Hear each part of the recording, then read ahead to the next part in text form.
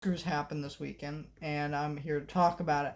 Now, I am a couple days late, and the reason why is because the Oscars this year was not very good. It hasn't been good in a while, but um, when I was watching it, I was sitting there, you know, watching it, and I was so bored. I turned it off before Best Picture. That's how boring this Oscars was. It was not a good year. And so we're going to go over all the award winners and what happened. But I will tell you, this year really sucked because, first of all, I didn't like that most of the people at the Oscars were actually not wearing masks and social distancing, but yet they kept bringing up the fact that you need to wear masks and social distancing. I think that was pretty messed up thing to do. And just was not fun. There was no fun categories. Um, and it just was a bad year for a lot of things. Um, and I think this year really was a disappointing year for that. And this year was not a bad year in terms of good movies being nominated, but I think it was also a very predictable Oscars year. That in fact, let's talk about Best Picture. Nomadland won Best Picture. I guessed that from the start, but it wasn't my choice. I wanted Judas and the Black Messiah to win, and I sat there the whole night waiting for Best Picture, but I knew it wasn't going to happen, and it won. I am happy for Chloe Zhang, Best Director, Nomadland. She's the first woman of color, becomes the first woman of color to win Best Director, which is cool. I mean, when you think about 93 Oscars, and she's the first one to ever win, that does not send a good precedent, and that's unfortunate. But it's unfortunate. Anthony Hopkins won Best Actor. I think people are very upset by this because I agree with this. He was a great performance. I loved The Father. I think it was a great movie. And Anthony Hopkins was amazing. But this guy is someone who does not deserve to win another award when we had Chadwick Boseman up. Now, if you don't know, Chadwick Boseman sadly passed away abruptly. And I didn't see Trial for Chicago 7 before the Oscars. I did watch it afterwards because I was hearing people talk about it. And I was like, oh. So I checked it out. It was a great movie. Chadwick Boseman was incredible in that movie. And it would have been a great time to give him the win, let him have his award, and let him be up there, because this is someone who's passed away, who is never going to get another chance to win an award. And, Anthony Hopkins, of course, isn't up there in years, but this is someone who is still going to be recognized. He's a very beloved actor. He's an incredible performer, and there's no reason that they should have chose him over. Still, I think it's nice to say two-time Oscar-winning Anthony Hopkins. That's kind of neat to say, but still, not a very good look. Frances McDormand as in Nomadland. I mean, she was all right in the movie. I don't think I would have chose her. I would have chose I'm forgetting the actress's name. She has a Korean name. That's why that's why I'm forgetting. I don't even know how to pronounce it, honestly. So even if I did remember, I pronounce it badly. But she played the mother in Minari, or I'm forgetting the lead actress in Promising Young Women. She probably should have won. Daniel Kaluuya from Judas and the Black Messiah for Best Supporting Actor. This was an incredible performance. He definitely deserved to win this. Yes. And Best Supporting Actress, Yu Jung Yumi. Excuse me if I pronounced that wrong. Again, it's a Korean name. And she played the grandmother in Minari. She was incredible as that character. And so, yeah, she definitely deserved to win. Best Original Screenplay. Promising Woman won, which is apt. I think that movie definitely deserved to win that. That was an incredible screenplay. But adapted screenplay, The Father won, which I'm okay with. Animated feature was Soul. This was the main category I was disappointed in. I get why they chose it, but it was just kind of it's generic to have Pixar win every year. And I know people say, well, they don't win every year, but they win enough that it is kind of like you did have a better movie, which was Wolfwalkers, and that should have won. Costume production design, Mank, which is that's great. Ma Raimi's Black Bottom. I didn't see this movie, but it won for costume design, so I can't really comment on anything about that. Cinematography, Mank. That seems about right, though I would have chose Judas and Black Messiah. The cinematography is done by the guy who did the cinematography for 12 Years a Slave, which is an incredible movie. And so, yeah, which is an incredible cinematographer, so I would have chose him over that. But I can't remember if that movie was nominated or not. Editing, Sound of Metal. Yeah, I mean, it has a lot to do with sound, so I can understand it. Raimi's Black Bottom for makeup and hairstyling. I haven't seen that movie. I think that's the only movie that was nominated that I haven't seen. Sound of Metal for sound makes sense because it deals with sound, but it feels like they chose that because it's the obvious choice. Tenet for visual effects. It's interesting that one. I think that they just wanted to check something at Tenet, and I'm okay with that category, but it's kind of like there really isn't that much amazing visual effects. Like, it's good effects, just not like, wow. I feel like that's, Trent Reznor for, and the other guy, I'm forgetting his name, Soul won Best Score, which was great. I'm happy about that. Fight for You for Judas and the Black Messiah for Best Song. I don't really care about the Best Song category. I've never really understood the Best Song category. It's like, back in the day, it used to be really great because, we had Hollywood musicals.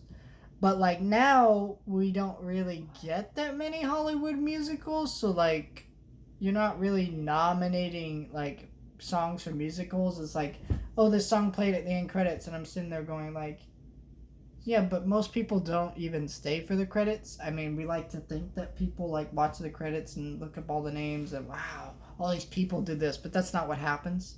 Unless you're a Marvel movie, people do not watch your credits. Like, I'm sorry. And, yeah, and it's like, I didn't remember this movie song. But I did watch the credits. But, like, it's not a very memorable song. So, I don't know what else I would have chose. But, again, that's why I feel like the best song category needs to kind of be gotten rid of. Because it's like, it is a worthless category. Every single year, there's, like, a couple musicals. And, like, so that means there's only a couple choices. It's not really a competitive, interesting category, and I don't think anyone would care if they ever got rid of it. Documentary feature, My Octopus Teacher. I saw this one. It was a decent one. I have a review for it, but it was okay. Like, I didn't watch any other ones, so I don't really want to comment. Another Round, Denmark, one international feature, which I've heard good things about. Didn't watch it because I don't know where I can get my hands on it. So, live action shorts, Two Distant Strangers. Didn't watch it. Keep in mind when I say I didn't watch this stuff, it's not that I was purposely not trying to watch it. It's that it's just that and if anything anything happens, I love you. Won best animated short. So, and documentary short. Coyote. Excuse me, I'm pronouncing that wrong. Yeah, but I liked Harrison Ford come out making his joke about Blade Runner. I liked a couple of the speeches, but none were really standout speeches. It was a very boring Oscar year. I was, it came out, they had the lowest ratings in history, which didn't surprise anybody. I mean, we're talking about a year where, most people weren't able to see movies, and they didn't really nominate the movies that people did see. It was a very strange year, and I think award shows are already going and kicking the bucket anyways, so this was just another nail in the coffin, and it just was so boring, too. Like, again, I went into it, and I shut it off before Best Picture, because it was so predictable. I knew most of these movies were going to win, and what was going to win. I had my things I wanted to win, but it was just not a very good year for the Oscars, and I think there was not enough fun, not enough interesting people, and someone asked me this: was the Oscars too political? I don't feel like it was. I feel like most people who say that have not watched the show in like several years, like 2016, 2017, something like that. Um, See, the Oscars, they obviously are about politics and stuff. It's always kind of been like that. But, um, you know, I think the Oscars, I feel like this year and the last couple of years, like 2019, 2020, 2021, those 3 years, have all been pretty good. In terms of the fact that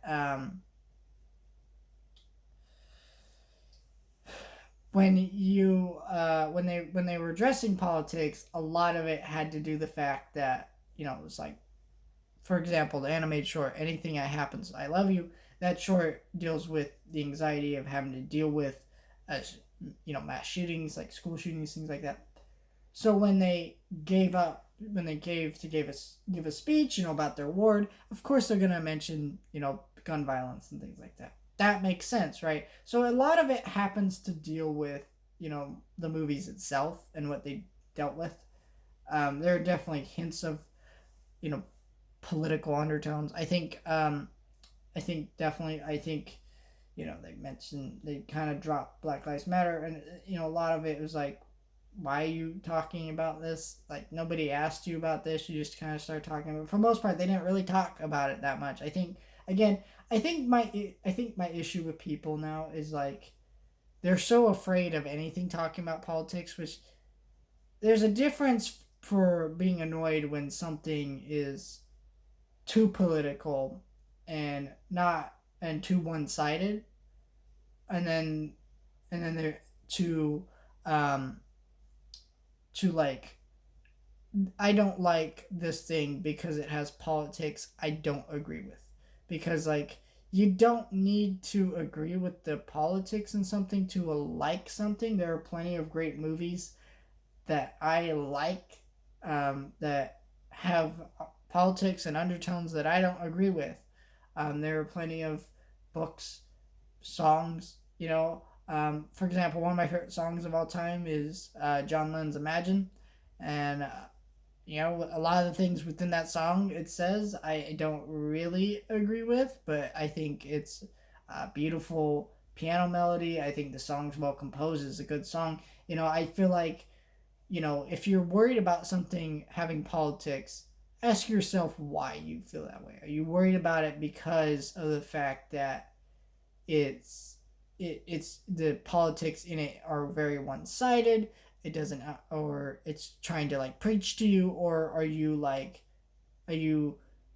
against the politics in something because you don't agree with them? Because again, there is a difference between, I don't like this thing because I don't agree with the politics. Because again, we have to accept that people have different political views, things like that, and it's okay for filmmakers to voice them. Doesn't mean you have to watch them, doesn't mean you have to like them, but again, you do need to respect that. And I think people need to calm down a little bit. And I'm also like someone who's like, I think people play that. It's too political thing way too much now. It's like, it comes from a lot of people who probably haven't watched certain movies and shows in years, and they come out and they say it's too political when they haven't really experienced it in a long time, so they're kind of ignorant to what they're even talking about. But in terms of the Oscars being too political, I mean, it's still a problem, I think, but I think this year it was rectified a little bit, because again, when they spoke about politics, it was involved with the film that they were talking about. So I was okay with it. I think other people were not so okay with it, but like, yeah, I mean, that was the Oscars this year. Not a good year. No one was excited about it. I've talked to other people who watched it. They're all like, "Damn, that was a bad Oscars year." Um, I think it's one of the worst in history. Probably, I don't know if it's the worst. The year Green Book one was pretty bad, but I don't know. But yeah, let me know what you thought about this year's Oscars. Were you happy anybody won? Um, I was happy with a few movies that won, but again, I wasn't too excited about this year. It was just boring. Um, you know, I you know I kind of wanted I kind of changed my mind about who I wanted to win Best Director. I kind of wanted David Fincher to win, and people might not agree with me on this, but David Fincher's never won, and we're talking about like world class talent. Gone Girl, um, Fight Club, which I just ordered off of eBay. Can't wait for that to show up so I can rewatch that movie. Such a great movie. I can't believe that movie's out of print though. Like, what? What are you doing? Um, and Girl with Dragon Tattoo, all these great movies, and you know, it's interesting that he's never won for best director, or really for I think any of his movies, any award. And so I think he should have maybe won. And I think people may not agree with that because it isn't really about these other movies. It's about this year and what movie he made this year. And I say, I mean, the Oscars is very known to throw awards at certain people that they feel like they've missed out on before and years before. And I think David Fincher is very much one of those people they've missed out on before. He has a great team of people, makes really good movies, and regardless of what you feel about Mank as a movie, it is very very well crafted. It is like all the technical aspects of the filmmaking and stuff are really really great. But in terms of like movie that like I could just throw it on any time, probably not. That choice is a definite really good one to watch. It does feel very detached from like someone who is not incredibly familiar with Citizen Kane, because I'm not very incredibly familiar with Citizen Kane, but I still was a big fan of that movie. I love Citizen Kane, and I like the movie. I think it was a good movie, but yeah, I think that's why I didn't review Mank, because I feel like I would have just been repeating what everybody said about the movie, because everybody was kind of saying the same thing, and yeah, I mean I agreed with it. Though I think I like the movie a bit more than most people. Maybe that's just me. Um, but yeah, I think good, good movie, and I think he probably should win Best Director.